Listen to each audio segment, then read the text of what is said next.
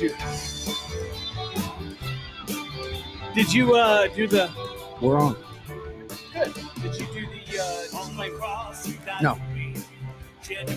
Attention, everybody. The views and opinions expressed on the show are not necessarily those of Acts Ministry, Acts Media Group, and or its affiliate and supported ministries and nonprofits. Some of this content may be adult in nature, so please use discretion while watching with the kids. Good morning! Coming to you live from Acts Media Group headquarters here in beautiful Springfield, Missouri. It's the Morning Drive. Matt and Jay with your hosts, Matt and Jay. Half asleep today. Back Porch Convo. Things change. All right. So good morning, everybody. Welcome to the Morning Drive with Matt and Jay. My name is Matt. My name is Jay. Glad to have everybody on board with us today. Sounds like we need to adjust that. That mic always sounds a little bit more muffled. One? Yeah. Yeah. But I mean, it sounds good though. Oh, yeah. Oh, yeah. So if you're wondering why we call it, well, some of you have been with us for a long time and know why we say back porch combo or front porch combo, what have you. We were sitting on the back porch a lot yesterday. Yeah. Just having conversation. Yeah, because we don't have a front porch anymore. No, we don't. We have a front walkway. Gone. It's gone. Gone. Remember that? Were you around whenever Gone like yesterday. Which is gone. I was supposed to sing that with a band at a bar years and years ago, right? Mm. And I practiced that song like all day and all night. So I was walking around everywhere. Go like a freight train, go like it's just all day, every day. It was funny. What was it? How'd it go again? Go like a freight train. Go like it today.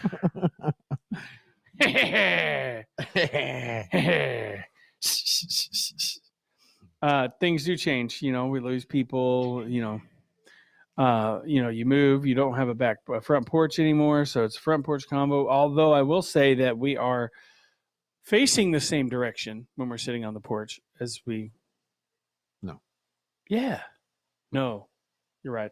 We're facing south now. We used to face west. Why does it seem like we're facing the same direction? That's weird. Because if you're sitting down and you're facing forward, my sense of direction, you're always sucks. facing forward. So, facing forward is forward, bro. Whichever way you're pointing, forward is forward. Forward days if forward does. My name's Forward Gump. So things change. And we have so much we could talk about on that front because, I mean, like, things changed. Things have changed dramatically here at Axe over the past year. Where is it?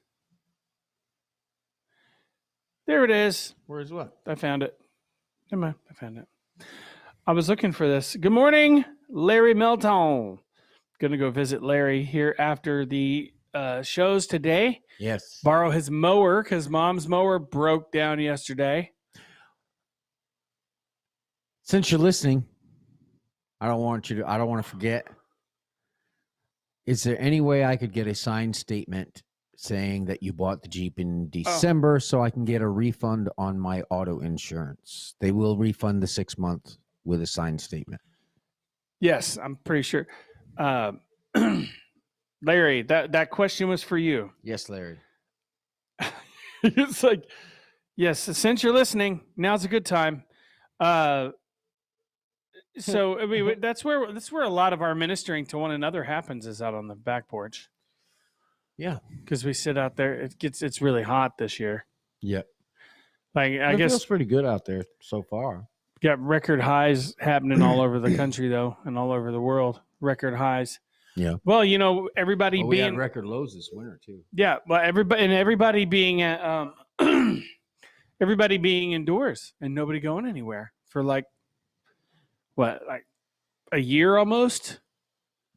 That probably affects the climate. Wouldn't you say? Use a lot more electricity.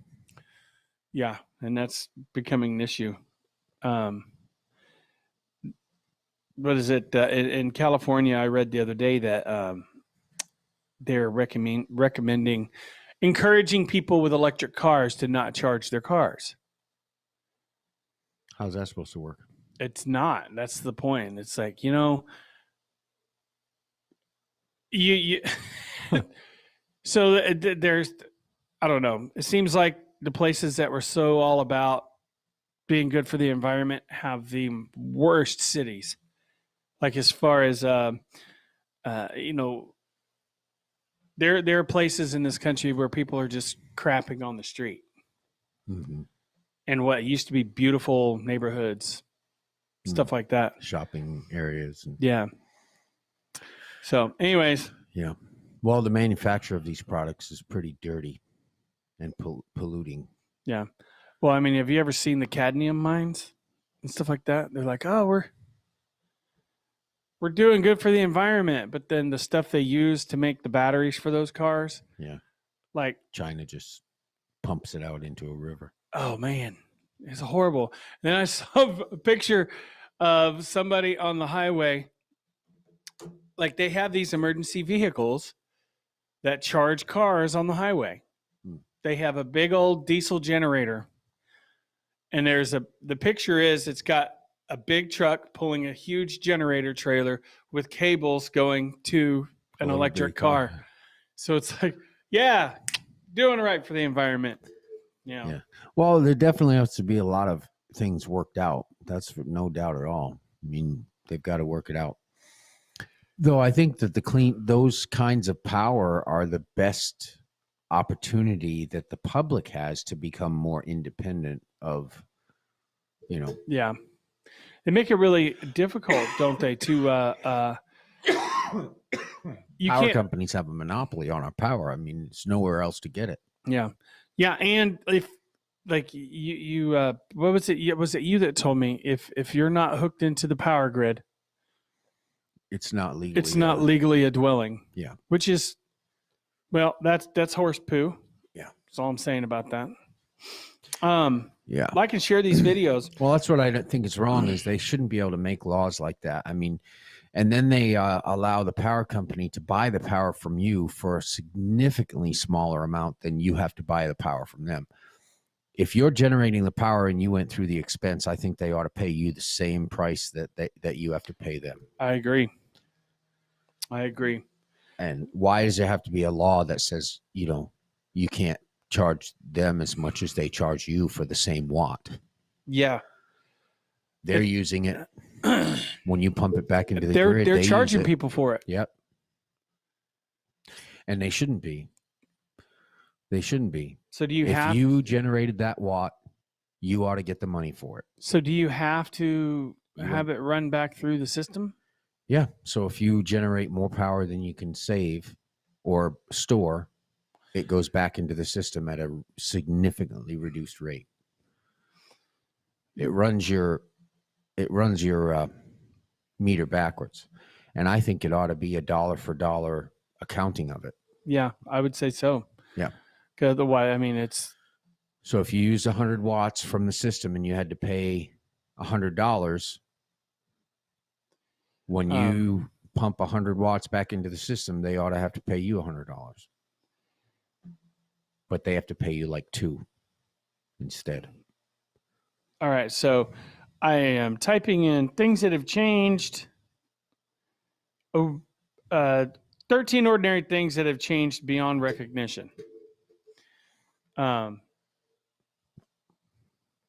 Things that have changed over time. Wouldn't you say that'd be a good thing to talk about?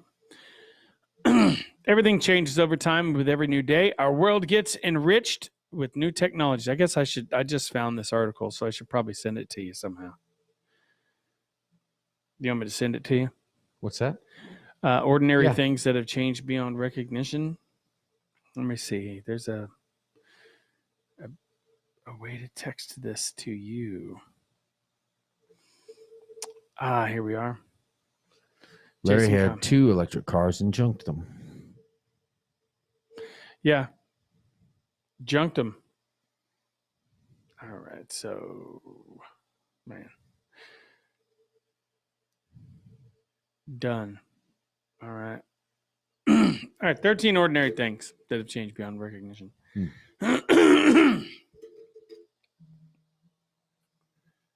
Uh-oh. It's about time. Oh, it is time. Time for a commercial. And we'll be right back. People that have mental illness are not weak. They're the strongest people I know because we've had to endure so much. Play them at 10, 20, 30. What do you think? Yep. Sounds good. All right. So, and so much about technology has changed. Every 20 years, you look back and it's like, wow. Shocking. Wow. 20 years. Okay. So Yeah. I remember 20 years ago, the communications via phone had grown by leaps and bounds. And you started getting these really fancy. So back in 08, 09, Yeah. they had just come out with the smartphone. And that was insane. Now, somebody handed me their old, it was a old iPhone 2G, you know, the original. And I was like, it's like this big. Feels like, but whenever they first came out, they seemed like they were like 10 feet long. So 13 things that have changed over time. TV sets. There's a picture here of an old TV set that is like a big wooden box with a little bitty screen in the middle. You know what I'm talking about? Yep. And then now we got flat screens that cover the whole wall. Yeah. The first mass production of the televisions was set up in Germany in 1934. A large wooden box with a tiny screen and a fuzzy picture. Used to cost the buyer $445, equivalent to nearly $7,000 today. All of this is truly hard to believe, especially looking at the incredible slim plasma TV sets with huge screens that can now be bought at any electronics store. Number 12, sunglasses. The first sunglasses were meant to protect you not from the sun, but from so-called snow blindness. The cool thing about it, these are like the picture they're showing is, it looks like, I mean, it fits on your nose, but they're ceramic, and they've got little slits in the middle of them. Yeah. Very interesting. Yeah. Residents from the far north use them to make they made them entirely of wood or bone or other non-transparent material, leaving snow slits for the eyes. This helped preserve one's vision when snow surfaces became blindingly reflective.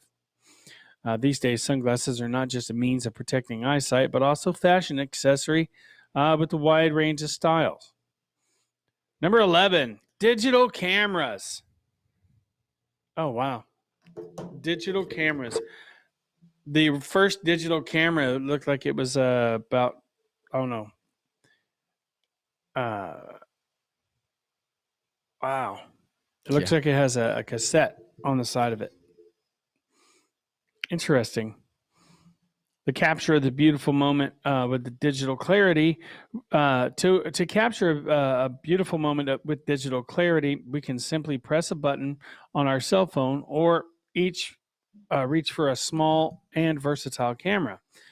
But back in 1975, you have had to use this device weighing 8 pounds, fitted with a cassette player. Incidentally, the first digital camera was powered by 16 batteries. Hey, Philip Schultz says no more payphones. There are some. Yeah. Like there's Good one luck at the finding Plaza one. Towers, down the bottom at the Plaza Towers, and it actually works. It's a functioning payphone, but I guarantee. Larry Melton says he had years ago a beeper and a bag phone. Yes. Yeah. And number one would really be Our Country. Well, that's true, Larry. Yeah. That's true. Not the same. Steve Not the Schultz, same. good morning.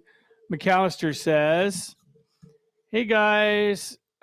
Keeps leaving from Columbia.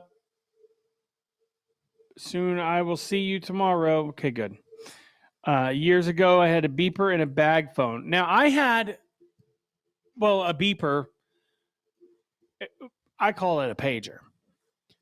He calls it a beeper, and most people call it a beeper or pager. It doesn't matter. Yeah. But those were, for those of you who are young and don't remember or don't know what a beeper or a pager is, it's a little box that you clipped on your belt and you carried it around with you. Had a little skinny screen on it with just numeric just numeric, like look like an old calculator screen. Yeah. And how it worked is somebody wanted to talk to you. And only doctors could afford cell phones back then, doctors and lawyers for the most part, because they're so expensive. Yeah. They still are way more expensive now, inflationally speaking. But so you. Well, they didn't make it easy to get either. Now you can get 24 months financing. So you would pick up a phone, pay phone, and if you just remember, you would have to stay around the phone that you paged them from. Because you would page them, you call this number, their pager number, and some of them had like number options, like press 1 to leave a da-da-da-da-da. Numeric. Depending on if you had an alphanumeric pager, those things were insanely expensive when they came out. But you would put in whatever phone number you were standing by, beep, beep, beep, beep, beep, beep, and you'd hit pound or whatever. Different pager companies did different things. And that would send a signal to this little box on your waist. And you'd hear a beep, beep, beep, beep, or whatever they had buzz. They had, vibrate. And you'd look at this little bitty screen and it would have a number for you to call. You would call that number and there's the person that paged you. And if it was urgent, they would put 911. And I think people overused that in my life. Like just because I didn't call them right back, they would say 911, 911. And then the number, and you call it. What's up? What's going on? What's wrong? Oh, nothing. I just really need to talk to you.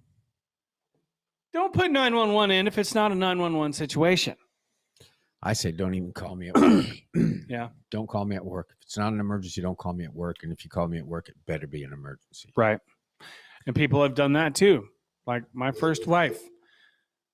But she would, like, if she couldn't get a hold of me, this is when we were separated, she would call my work over and over and over and over again until finally I was like, stop calling my work. I had to get forceful with it. Yeah. Because they're calling the emergency line. She was calling the emergency line, and I'm sitting there almost elbow deep near boiling lead, Yeah. And she would call it over and over and over again, like the emergency line, how to get in touch with an employee in, after hours or whatever. And so have them go get you. Yeah. Yeah. And like you can just walk away from that process. And right. Because if the machine messes up, breaks down, only, at the kiln operator, or not kiln operators, the chill cast operators were the only ones that could really work on it. Yeah. And knew what to do to fix it. So, and you can't rush shutting it down and stuff. You'll fill your glove full of lead like one of my coworkers did. Ooh. So yeah, pagers. Yeah. Lost a hand? No. Whoa. No, but he was on light duty for a long time. Yeah. Because he was trying to scoop the hot lead out of this deal in his glove. And it just scooped it up into his glove. Filled with lead. And then when he got to the hospital, they grabbed that blister and just ripped it off. And when his doctor found out, he went up one side and down the other on the person that did that. His exact words were, infection. That practice went out before nursing hats. They don't do that anymore. Anyways, we got another 10-second commercial coming up. And then we'll talk about what has changed over the years, up with number 10. So go ahead and run it. We'll be right back.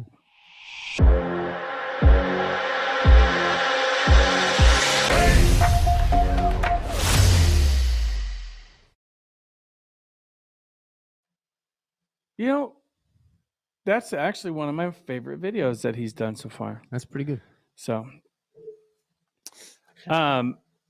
Priscilla Kemp is this week's winner of last week's winner of the $100.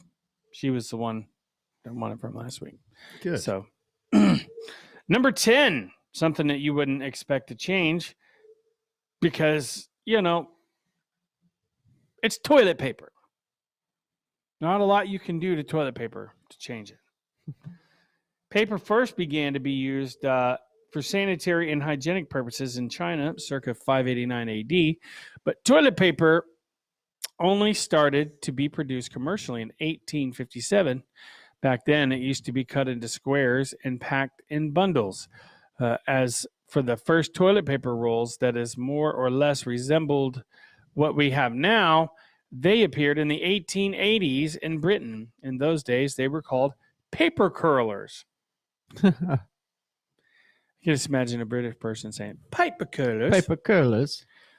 Paper curlers. Number 9, rolling in, washing machines.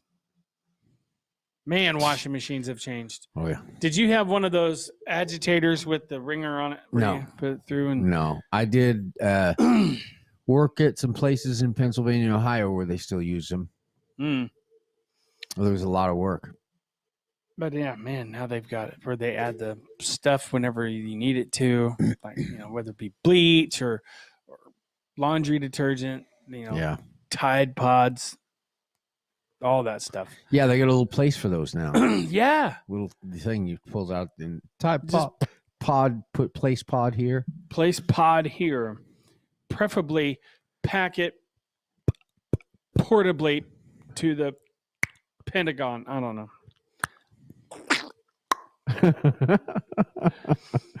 The first washing machine was patented in 1851, and it only vaguely resembles modern devices and had to be operated by means of a hand crank. There also used to be some early contraptions that could wash 10 to 15 shirts at a time by harnessing the power of 10 mules. It is a good thing that we now need electricity to feed our washing machines. Hot, not hay. Hmm. What? Socks. This is number 8. Oh, that's creepy looking. This picture is like, it's just got like almost like 2 toes or whatever. Yeah, it's kind of weird. That is weird. Huh. Maybe it was stuffed with something to keep an air pocket between your toes and your shoe leather so that they don't freeze. I mean, I guess that's possible. I don't know. They look weird. They look like They do. Ninja Turtles or something. Weird. Socks first appeared in Egypt as far back as the 3rd century AD. The strange gap between the toes explained by the fact that the ancient Egyptians used to wear their socks with sandals. Oh. Yeah, it's a bunch of That dads. makes sense. Today, it is difficult to imagine our Bunch of dads. life without this item of clothing, or indeed to imagine someone using it in combination with sandals. I wear socks with sandals. I'm okay with that. Socks with sandals are fine. I don't wear sandals. I call them Jerusalem cruisers. Jerusalem cruisers. Jerusalem cruisers. Jerusalem cruisers. Jerusalem cruiser. Let me catch up on our deal here. Be careful, Steve, coming home. Years ago, I had a beeper and a pager. Oh, okay. David I- Holland is watching. Who? Scott. Brother. I have an old ringer that I use for shelling beans. Oh, you shell beans with that? How does it? Oh, I guess you set it and it just crunches the With shell. what? A ringer for a laundry ringer for shelling beans. Apparently, you just put the bean in there and it's like, You ever seen a black walnut sheller? That's a heavy machinery. that's a shell of a machine right there. It really is. Number 7, coming in at number 7, drills. What? Yeah. They didn't always have batteries? Nope. What? One press of a button and your work is done. That's oversimplification, I think. This is how using a drill looks today. But long before the electric drill was invented in the mid-19th century, manual drills were in use in ancient Rome. Undoubtedly, operating such tools involved considerable physical effort. Yeah, it's a trippy looking drill. Yeah. Oh man, what? Sorry, you'd have to see these pictures. Number 6 is tampons. But the old one looks like a stone, like, Blade. yeah. Have you already seen this? Yeah. Oh, you've already looked at it? Yeah, I looked at the article. Oh, it does. It looks like a knife blade with a blood groove in it. The string. And it's got a string attached to it. Yeah. Yep. Interesting. Women have been using tampons since ancient times, but those early variations were a far cry from the hygiene products found on store shelves today. In different cultures, tampons used to be made of papyrus, wool, paper, or fern, and were often fastened in one place with bandages. Modern cotton tampons were only invented in the 1930s. I'm sorry, tampons are a part of life. Really uncomfortable for men to talk about. Going in and buying tampons for the girlfriend or the wife? Yeah, I've done it. Oh, I have too. But they have self-checkout now, so you don't have to worry about it. But I don't know. I always felt awkward buying those products. Yeah. But when you just like anything else, you do it so much, you get desensitized to it. Yeah, I did a lot. Yeah. Like Dad, I had sisters. So Dad was telling me one time about the first time buying sanitary napkins for my sister, my oldest sister. And he's like, if you can get through that, you can get through almost anything, he said. Yeah. Number 5, rolling in at number 5 is life jackets. They have changed a lot. Sure have. Like these look like a bunch of mattresses or something, air mattresses wrapped around. Look like a mattress, yeah. A life jacket is one of today's most widely used types of individual rescue equipment in the world. But this was not always so. In the early 20th century, life jackets were hugely unpopular because they were thought to hinder movement. Looking at the photo, it's easy to understand why. Yes. That's all I can say about that. Roller skates. Number 4. This dude is standing on a contraption that is basically 2 bicycles attached to his feet. That's interesting. Did you see that picture too? Yeah. It's cool. When did you look at it? After you sent it to me. You read it really fast. And then there's inline roller skates. Those are cool. Did you ever rollerblade? No. I think I might have tried it. Were you good roller skater? Not really, no. I remember for my 13th birthday party, we had it was a skate party. Yeah. The day before. I spent 4 hours on regular 4-wheeled roller skates, and I got a set of roller blades for my birthday the next day. I always had to wear the elbow pads and stuff because you needed them. From 4 wheels to inline, it's a big difference. How'd the angles go? How'd the ankles hold up on that?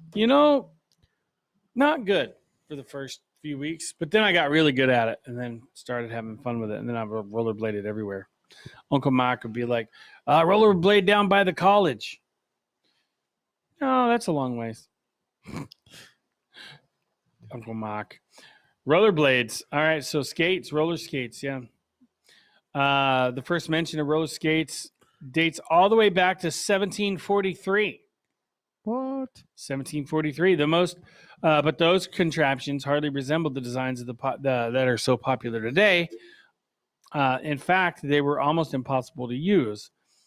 And many of the later models didn't present much of an improvement either. The roller skate was used. We use at present day were only created in the late 1970s to help hockey players train off the ice. That's cool. I didn't know that about roller skates. Roller blades, maybe. No, roller skates. We had roller skates when I was little. Yeah, which just said in the late 1970s. That would have been the early 70s. What did it say?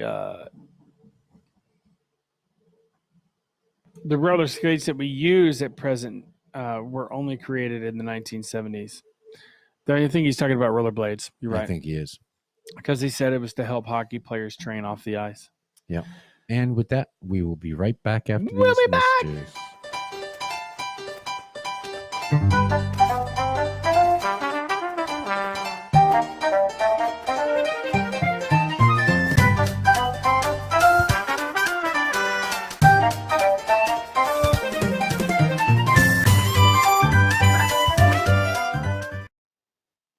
And we're back.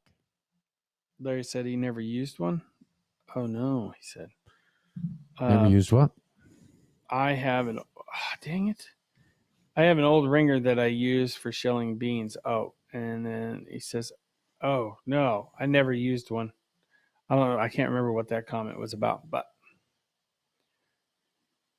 Probably the tampon, yeah. which I am sure Larry has never used one. I mean, they would be good for blocking a wound, wouldn't you say? Like a big wound in your arm or whatever. They're sanitary. You could actually use it as like a gauze type of deal. Yeah, I think you should be able to put it along whatever cut it was, and then bandage it in tightly. Yeah, to stop bleeding. Of course, it might tear it open further if it swells too much, because they swell up. You know, I don't really know about all that. I've never asked enough questions about it, I suppose. Uncomfortable stuff. Yeah. So if you're a lady and you're watching, you'd like to come and discuss the way a tampon works. Yeah, the ins and outs of it. Oh, shit. Sorry. Oh, I shouldn't have went there. I knew I shouldn't. In hindsight, I should not have said that. I really wasn't thinking. In my process of making the suggestion, I realized the error of my way. That sounds like you're narrating your life. Yeah. It's kind of how I talk, bro. All right, number 3, calculators. Moving on from that awkwardly uncomfortable subject that we were just talking about. Which one's that? The tampon one.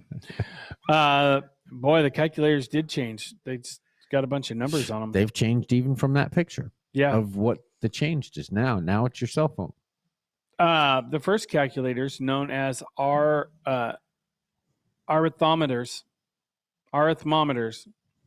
like arithmetic meter. Arithmometers. Arithmometers. Mometers. Could only perform 4 functions: addition, subtraction, multiplication, and division. Besides, the quality of the calculations depended not on the device, but on the accuracy of the person who performed them. The calculators of today are much simpler to use, more functional, and most importantly, much more compact. Much like and can do much more complex calculations. Baby monitors is number 2. Ladies and gentlemen. Baby monitors. And I really wish I could explain this. Photo, I couldn't either.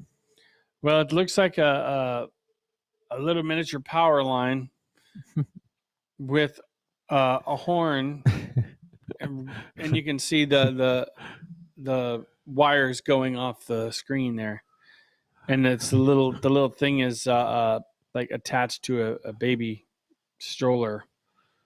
Yeah. Huh. Very interesting. Yeah, it is. Today's moms can feel at ease, and dads can feel. I added and dads. Yeah. Today's moms and dads can feel at ease knowing that their babies are safe and sound. Safe and sound. Even when they happen to be in another room. All thanks to baby monitors, which now come in not just in audio, but in video format. Amazingly, a couple of centuries ago, rather more cumbersome, not to say frightening, devices used to serve the purpose. Huh. Interesting. Number 1 is hard drive. Hard drives. Yes. Yeah, they've changed. All right. Yeah, that one there is probably like 50 megabytes, and it's like it's a room. Yeah, it's like fills a room. Yeah, absolutely. 60 years ago, the first hard drive was presented to the public. It weighed over 14 pounds and had only 5 megabytes of memory. Today, even the simplest cell phones, which weigh about a dozen ounces, can store 10 times more data. More than that. It can store 100 times more data than that. When was that article written? I don't know. Huh. Curious. It's from brightside.me. Let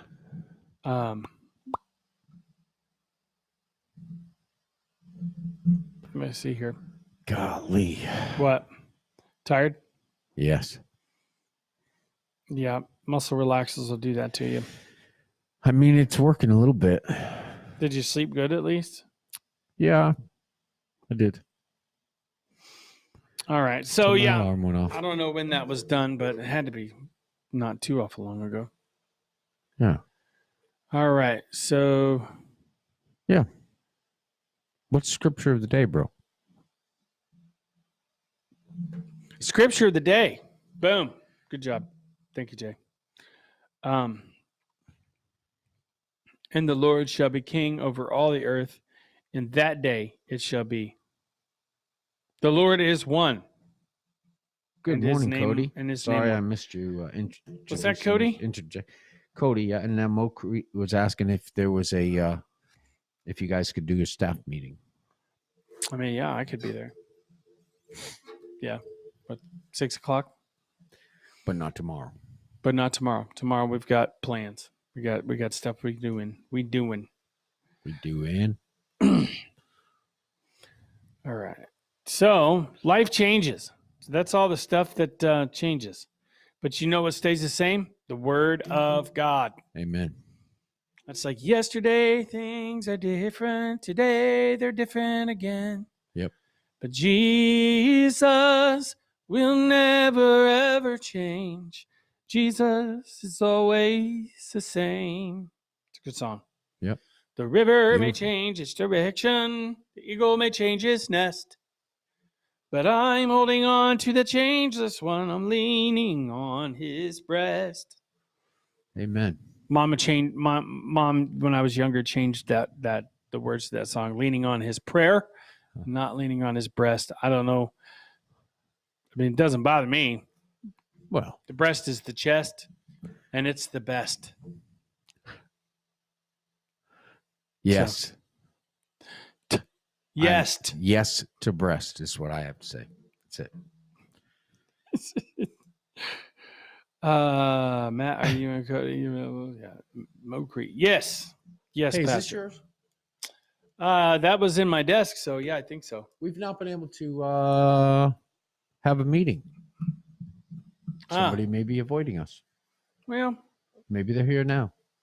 no, I don't think so. They left stuff on my desk, but Oh. well, one way or the other, it's going to get met. They're going to get met. Yep. So, anyways, it's about time for us to start winding it down, folks. Think about how life has changed for you. What things have changed in the last 20 years for you? That is, 20 years is maybe too broad of a spectrum. Lots changed. So, oh yeah, I forgot to say, if you want your chance to win $100, like and share. Tell your friends to like and share so that they can have an opportunity. Is not available. Oh, well,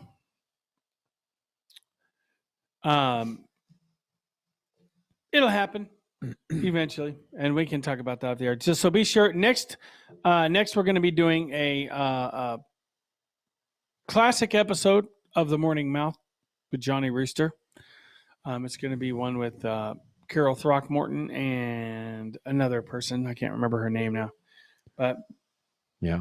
Anyways, we've got a minute left. We're glad that you guys were able to join us today, and think about what has changed in your life. Think about all this stuff and what will be different tomorrow. And the question is can you move along with it? You know, there's big changes in your life. What do you do? Always rejoice. So he's trying to find the music. There we go.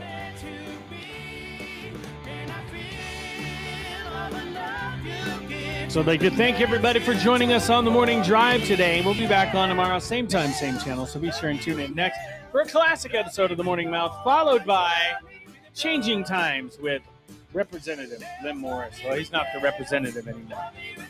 Commissioner Lynn Morris and Don Blackard. I don't know who they've got on the air today, but it's going to be fun.